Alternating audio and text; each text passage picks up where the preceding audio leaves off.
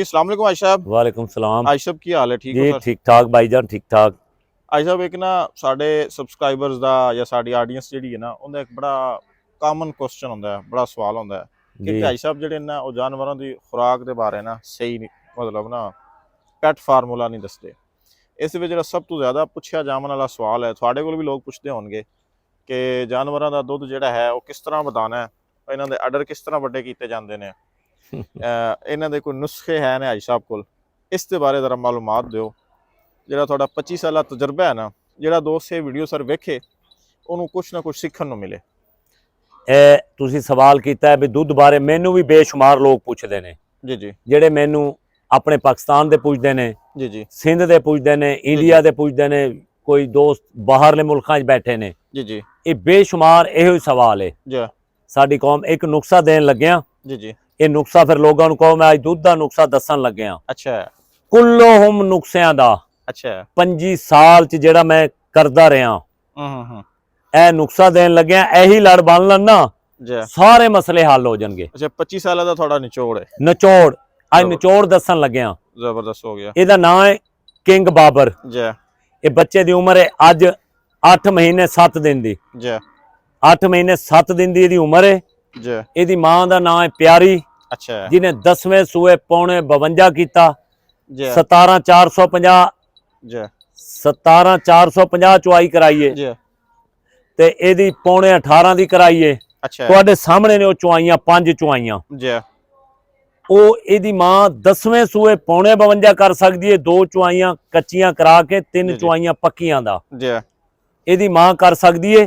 ਪਿੱਛੇ ਹਟਾ ਜਾ ਆਇਸ਼ਾ ਸਾਹਿਬ ਉਹੀ ਨੁਸਖਾ ਤੁਸੀਂ ਉਹੀ ਦੱਸ ਰਹੇ ਆ।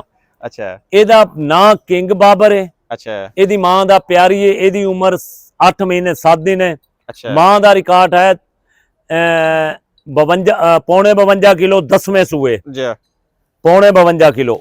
ਜੀ ਇਹਦੇ ਉਹਦਾ ਮੂੰਹ ਕਰ। ਜੀ ਇਹਦਾ ਬਾਬਰ 3 ਇਹਦਾ ਪਿਓ ਹੈ। ਜੀ ਇਹਦਾ ਦਾਦਾ ਬਾਬਰ 2 ਹੈ। ਜੀ ਇਹਦਾ ਪੜਦਾਦਾ ਬਾਬਰ 1 ਹੈ। ਜੀ ਜੀ ਅੱਗੋਂ ਮਲੰਗ ਭੋਲਾ, ਫਿਰ ਅੱਗੇ ਲੰਬੀ ਗੱਲ ਹੋ ਜਾਣੀ ਹੈ। ਜੀ ਤੁਸੀਂ ਰਿਕਾਰਡ ਪੁੱਛ ਰਹੇ ਹੋ। ਇਹਦੀ ਮਾਂ 2013 ਚ ਫਸਟ ਆਈ ਹੈ। ਜੀ ਇਹਦੀ ਮਾਂ ਪੀਡੀਐਫ ਵਿੱਚ 10ਵੇਂ ਸੂਏ ਪੌਣੇ 52 ਕੀਤਾ ਹੈ। ਜ਼ਬਰਦਸਤ ਹੋ ਗਿਆ। ਇਹ ਦੋਸਤਾਂ ਨੂੰ ਇੱਕ ਗੱਲ ਦੱਸੋ, ਜੀ ਜਦੋਂ ਗੋਰਾ ਹੈ ਨਾ, ਗੋਰਾ ਜੀ ਉਹਨੇ ਕੁੱਤਾ ਰੱਖਿਆ, ਉਹਦੇ ਅੰਦਰ ਵੀ ਚਿਪ ਲਾ ਦਿੱਤੀ ਹੈ। ਕਿਹੜੀ ਬਲਾ ਲੈਣ ਦਾ ਹੈ? ਜੀ ਸਾਡੀ ਕੌਮ ਸਵੇਰ ਮੱਝ ਫੜ ਲਿਆਉਂਦੇ ਨੇ, ਜੀ ਸ਼ਾਮੀ ਕਹਿੰਦੇ ਨੇ ਉਹ ਰਿਕਾਰਡ ਬਣਨ। ਜੀ ਰਿਕਾਰਡ ਹਮੇਸ਼ਾ ਇੰਜ ਨਹੀਂ ਬਣਦੇ ਹੁੰਦੇ, ਹੂੰ ਬੜਾ ਲੈਣ ਤੇ ਜ਼ੋਰ ਦੇਣ। ਜੀ ਅਗਰ 3 ਨਸਲਾਂ ਦਾ ਚਲੋ ਜ਼ਿਆਦਾ ਨਹੀਂ ਪਤਾ, ਜੀ 3 ਤੋਂ 4 ਨਸਲਾਂ ਦਾ ਪਤਾ ਹੈ।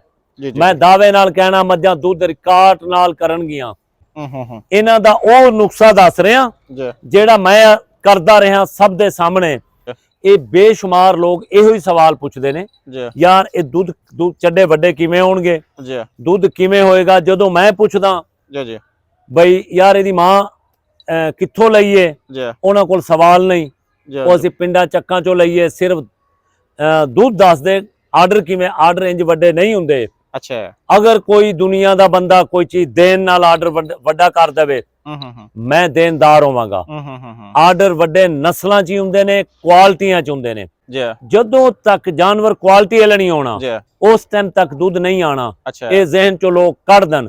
ਮੈਂ ਦੱਸਦਾ 7 ਕਿਲੋ ਅਗਾੜੀ ਏ, 6 ਕਿਲੋ ਅਗਾੜੀ ਏ। ਲੋਕ ਕਹਿੰਦੇ ਨੇ ਸਾਡੀ ਸਾਰੀ ਮੱਝ ਇੰਨਾ ਦਿੰਦੀ ਏ। ਜੀ ਉੱਥੇ ਬੰਦਾ ਕੀ ਕਰੇ? ਜੀ ਹੁਣ ਇੱਕ ਸਵਾਲ ਏ ਦੁੱਧ ਵਧਾਉਣ ਦਾ। ਜੀ ਇਹ ਜਿਹੜੇ ਲੋਕ ਮੈਨੂੰ ਪੁੱਛਦੇ ਨੇ, ਜੀ ਜਿਹੜੀ ਫਰੀਜ਼ਨ ਗਾਂ ਜਾਂ ਗੀਰਲੈਂਡੋ ਦੁੱਧ ਕਰਦੀ ਏ, ਜੀ ਉਹਨਾਂ ਨੂੰ ਕਹੋ ਉਹੀ ਖੁਰਾਕ ਜੀ ਗੋਰੇ ਲਈ ਦਿਓ, ਬ੍ਰਾਹਮਣ ਨੂੰ ਕਦੇ ਦੁੱਧ ਕਰੇਗੀ? ਨਹੀਂ ਕਰੇਗੀ। ਕੀ ਇਹ ਉਹ ਨਸਲ ਜੋ ਨਹੀਂ? ਆਇਸ਼ਾ ਤੁਸੀਂ ਨਾ ਬੜਾ ਜ਼ਬਰਦਸਤ ਜਵਾਬ ਦਿੱਤਾ ਹੈ। ਜੀ ਇਹ ਤੁਸੀਂ ਦੇਖੋ ਨਾ ਜੀ ਬਈ, ਤੁਸੀਂ ਗੀਰਲੈਂਡੋ ਜਾਂ ਵਲੈਤੀ ਗਾਂ ਵਾਲਾ ਜੀ ਉਹ ਖੁਰਾਕ ਸ਼ੁਰੂ ਕਰ ਦੋ ਬ੍ਰਾਹਮਣ ਨੂੰ, ਜੀ ਕਤਨ ਨਹੀਂ ਦੁੱਧ ਕਰਦੀ ਏ। ਬੜੀ ਪੜ੍ਹੀ ਲਿਖੀ, ਬੜੀ ਜੁਰਤ ਨਾਲ ਦੱਸ ਰਿਹਾ ਗੱਲ। ਜੀ ਇਹ ਖੁਦਾ ਦਾ ਨਾਂ ਹੈ, ਇਸਤੇਮਾਲ ਕਰਨ ਬੰਦੇ। ਜੀ ਕਾੜੇ ਨੁਕਸਿਆਂ ਨੂੰ ਛੱਡ ਦੋ, ਜੀ ਅੱਲਾ ਦਾ ਨਾਂ ਹੀ ਇਸ ਗੱਲ ਚ ਆਓ, ਨਸਲ ਤੇ ਕੁਆਲਿਟੀ ਤੇ ਜ਼ੋਰ ਦਿਓ। ਤੁਸੀਂ ਤੇ ਕਾੜੇ ਮਿਸਾਲਿਆਂ ਦੀ ਪੁੱਛਦੇ ਹੋ ਨਾ, ਕੋਈ ਦੁੱਧ ਨਹੀਂ ਕਾੜੇ ਮਿਸਾਲਿਆਂ 'ਚ। ਅੱਛਾ ਯਾਦ ਰੱਖਣਾ, ਕੁਆਲਿਟੀ ਹੈ, ਨਸਲਾਂ ਹੀ ਦੁੱਧ ਹੈ। ਇਹ ਬ੍ਰਾਹਮਣ ਵਾਲਾ ਮੈਂ ਦੱਸਿਆ ਹੈ ਨਾ, ਜੀ ਗੀਰਲੈਂਡ ਵਾਲਾ ਤੇ ਵਲੈਤੀ ਵਾਲੀ ਖੁਰਾਕ ਉਹਨੂੰ ਸਾਰੀ ਦੇ ਕੇ ਦੇਖ ਲਓ। ਜੀ ਅਗਰ ਉਹ ਦੁੱਧ ਵਧੇ ਮੈਨੂੰ ਫੜ ਲੈਣਾ। ਜ਼ਬਰਦਸਤ। ਜੇ ਉਹ ਦੁੱਧ ਨਹੀਂ ਵੱਧ ਸਕਦੀ ਨਾ, ਗੀਰਲੈਂਡੋ ਤੇ ਵਲੈਤੀ ਦੇ ਵਿੱਚ ਇੱਕ ਅੱਲਾ ਨੇ ਨਸਲ ਪਾਈ ਹੈ। ਨਸਲ ਬਾਈ ਨਸਲ ਗੋਰੇ ਨੇ ਕੰਮ ਕੀਤਾ ਹੈ। ਕੁਆਲਿਟੀ ਤੇ ਕੰਮ ਕੀਤਾ ਹੈ ਤਾਂ ਦੁੱਧ ਇੰਨਾ ਉੱਪਰ ਗਿਆ ਹੈ। ਭਾਈ ਸਾਹਿਬ ਤੁਸੀਂ ਬਰੀਡਰ ਸਿਲੈਕਸ਼ਨ ਕੀਤੀ, ਤੁਸੀਂ ਬਾਰ-ਬਾਰ ਇਸ ਤੇ ਮਾਂ ਦੇ ਦੁੱਧ ਦਾ ਹਵਾਲਾ ਦੇ ਰਹੇ ਹੋ, ਉਸਦੀ ਮਾਂ ਦਾ ਵੀ ਦੁੱਧ ਦਾ ਹਵਾਲਾ ਦੇ ਰਹੇ ਹੋ ਹਾਂ ਕਿ ਜਿਹੜੀ ਮੱਝ ਬਹੁਤ ਅੱਛਾ ਦੁੱਧ ਕਰਦੀ ਹੈ, ਬਰੀਡਰ ਬੱਚਾ ਉਸ ਤੋਂ ਸਿਲੈਕਟ ਕਰਨਾ ਚਾਹੀਦਾ ਜਾਂ ਦੁੱਧ ਤੋਂ ਇਲਾਵਾ ਵੀ ਕੋਈ ਚੀਜ਼ ਵੇਖਣੀ ਦੁੱਧ ਚਾਹੀਦੀ ਤੋਂ ਇਲਾਵਾ ਪਹਿਲਾ ਰਿਕਾਰਡ ਹੈ ਦੁੱਧ, ਅੱਛਾ ਫਿਰ ਇਹ ਖੂਬਸੂਰਤੀ। ਅੱਛਾ ਅਗਰ ਮੱਝ ਦੇ ਦੱਸਣ ਲੱਗਾ 1-2 ਘੰਟੇ ਮੱਝ ਦੇ ਦੱਸਦੇ ਰਵਾਂ ਗੁਣ। ਜੀ ਹੁਣ ਮਾਂ ਦੀ ਗੱਲ ਆ ਗਈ, ਜੀ ਮਾਂ ਦੇ ਅਗਾੜੀ 'ਚ ਕਿੰਨਾ ਦੁੱਧ ਹੈ? ਅਗਾੜੀ ਇਹ ਸਭ ਕਿਤਨੀ ਹੋਣੀ ਚਾਹੀਦੀ ਅਗਾੜੀ ਮੱਝ ਦੀ ਘੱਟ ਤੋਂ ਘੱਟ ਵੀ ਜਿਹੜੀ ਦਾ ਬਰੀਡਰ ਸਿਲੈਕਟ ਕਰਨਾ 6 ਲੀਟਰ ਤੋਂ ਉੱਤੇ ਹੋਵੇ। ਅੱਛਾ ਹਾਂਜੀ ਤੇ 6 ਲੀਟਰ ਆਮ ਮੱਝਾਂ ਦੀ ਇਹ ਸਭ ਆਮ ਜਿਹੜੀ ਤੁਸੀਂ ਬਰੀਡਰ ਸਿਲੈਕਟ ਕਰਨਾ ਹੈ ਨਾ, ਜੀ ਬੇਸ਼ੁਮਾਰ ਦੀ ਅਸੀਂ ਚੋਈਆਂ ਨਹੀਂ ਹੈਗੀਆਂ। ਅੱਛਾ 6 ਲੀਟਰ ਅਗਾੜੀ ਹੋਣੀ ਚਾਹੀਦੀ ਹੋਣੀ ਚਾਹੀਦੀ ਹੈ। ਦੂਜਾ ਪੁਆਇੰਟ ਅੱਜ ਸਭ ਦੱਸੋ। ਦੂਸਰਾ ਪੁਆਇੰਟ, ਮੱਝ ਇੰਨਾ ਲੰਬਾ ਦੁੱਧ ਪਿਲਾਵੇ। ਜੀ ਇਹ ਫਿਰਦੌਸੀ ਨੂੰ 11 ਮਹੀਨੇ ਦਾ ਦੁੱਧ ਪਿਲਾਇਆ ਥਾ। ਜੀ ਫਿਰਦੌਸੀ ਨੂੰ 11 ਅਸੀਂ ਰਿਕਾਰਡ ਕਰਵਾਇਆ ਸੀ, ਅੱਗੇ ਦਾ 7 ਮਹੀਨੇ ਤੁਸੀਂ ਰਿਕਾਰਡ ਚ ਆਇਆ। ਜੀ 4 ਮਹੀਨੇ 2 ਦਿਨ ਦੀ ਸੂਈ थी। 11वें महीने 11 महीने 2 दिन बाद उन्हें 25 किलो दूध किया था। जबरदस्त हो गया। ये याद है? जी लंबा दूध पिलावे, जी अगाड़ी इंज होवे, साड़ू ना लगे, मझ मिठी ऐनी होवे, बच्चा जाया हो जाए, बच्चा परली साइड ते करना पै जे, जी इंज मिले जी ते साड़ू ना लगे, मझ लंबा दूध पिलावे, मिठियां होण, लत अगर उंज फिर दसन लगा तो भाईजान दसो दसो आई साहब दसी जाओ। सुनो, मझ दी लंबाई पूरी होवे, अच्छा लत एडी एडी होवे। जदों ब्रीडर सिलेक्ट करना है ना, जी जिन्ना ब्रीडर च ताकत, जूरत, अकल, जी ताकत लावे पैसे नाल, जी अकल जिन्नी इस्तेमाल कर सकदा है जी उन्नी करे। उस मझ दी जी हर शै नू चेक करे, जी सू तक चेक करे, बिदाम जिड्डी होवे 10 सूए सूले मझ, सू ना अपनी वधावे। जी अच्छा आई साहब अगे मेरे ना एक दो सवाल ने जी। आई साहब ਇਹ ਤੁਸੀਂ ਨਾ ਕੁਝ ਵੀਡੀਓਜ਼ ਵਿੱਚ ਦੁੰਨੀ ਔਰ ਕੌਲੀ ਦਾ ਜ਼ਿਕਰ ਕਰਦੇ ਹੋ ਕਿ ਜਾਨਵਰ ਦੀ ਦੁੰਨੀ ਨਹੀਂ ਹੋਣੀ ਚਾਹੀਦੀ, ਕੌਲੀ ਵੱਡੀ ਨਹੀਂ ਹੋਣੀ ਚਾਹੀਦੀ। ਕਿਆ ਇਹ ਵੱਡੀ ਕੌਲੀ ਵਾਲਾ ਜਾਨਵਰ ਦੁੱਧ ਨਹੀਂ ਕਰਦਾ? ਜਦੋਂ ਮੱਝ ਨੂੰ 100% ਦਿੱਤੇ ਗਏ ਨੇ ਨਾ, ਜੀ ਇਹ ਮਸਲਾ ਅੱਜ ਹੱਲ ਕਰ ਦਵਾਂ। ਜੀ ਜੀ 100% ਮੱਝ ਨੂੰ ਦਿੱਤੇ ਗਏ ਨੇ, ਜੀ 50% ਸਿਰਫ ਆਰਡਰ ਤੇ ਲਿਖਾ ਲੱਗ ਗਿਆ ਥਾ। ਅੱਛਾ 50% ਆਰਡਰ ਨੂੰ, ਹੁਣ ਬਚ ਗਏ 50 ਪੁਆਇੰਟ। ਜੀ 1% ਅੱਖ ਨੂੰ ਦਿੱਤਾ ਹੈ, ਜੀ 1% ਸਿੰਗਾਂ ਨੂੰ ਦਿੱਤਾ ਹੈ, ਨਾਸਾਂ ਨੂੰ ਦਿੱਤਾ ਹੈ, ਲੰਬਾਈ ਨੂੰ ਦਿੱਤਾ ਹੈ। ਜੀ ਇਹ ਚੌੜਾ ਇੱਕ ਆਰਡਰ, ਧੁੰਨੀ, ਕੋੜੀ, ਪੂਛੜ, ਸੂ, ਪੂਰਾ ਪੈਰ, ਜੀ ਸਿਰ ਤੇ ਵਾਲ, ਗੋਡਿਆਂ ਤੇ ਪੂਰਾ ਇੱਕ ਮੱਝ ਦਾ ਦੱਸਿਆ ਗਿਆ। ਮੇਰਾ ਭਾਈ ਉਹ ਚੀਜ਼ਾਂ ਮਾਮੂਲੀ ਨੇ, ਅੱਛਾ ਉਸ ਤੇ ਜ਼ੋਰ ਗਰਕ, ਕਿਸਾਨ ਦਾ ਬੇੜਾ ਗਰਕ ਇਸੇ ਵਜ੍ਹਾ ਤੋਂ ਹੁੰਦਾ ਹੈ। ਉਹ ਖੁਦਾ ਵਾਸਤੇ ਸਾਨੂੰ ਪਤਾ ਕੀ ਕਰਿਆ, ਜੀ ਜਿਨ੍ਹਾਂ ਕੋਲ ਆਰਡਰ ਨਹੀਂ ਬਚੇ ਉਹਨਾਂ ਨੂੰ ਗੁੱਸਾ ਲੱਗਦਾ ਹੈ ਗੱਲ ਦਾ।